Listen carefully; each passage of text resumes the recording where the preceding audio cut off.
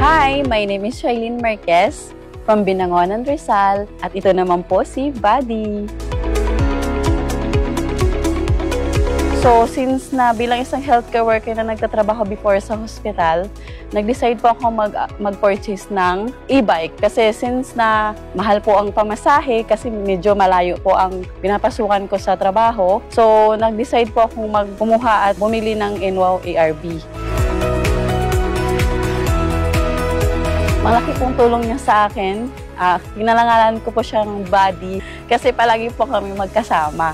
Ayan, so far, sa 4 years namin pagsasama, wala naman po akong na-experience sa kanya na malaking problema. So when it comes to battery po, ang tagal po talaga ng lifespan niya, sir.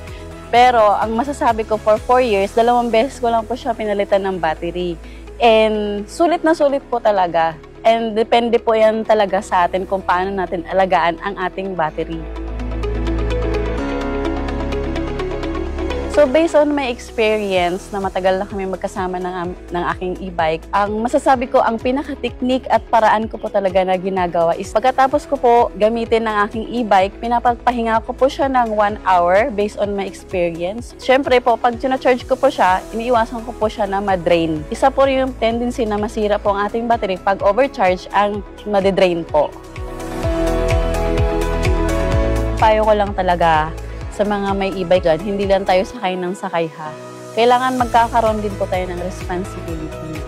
Responsibility para ingatan yung ating e-bike.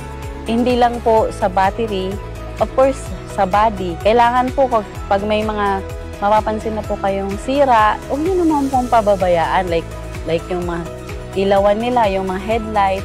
Kasi marami ako nakikita talaga sa daan na parang nawala na silang pakialam. Kahit gutay-gutay na.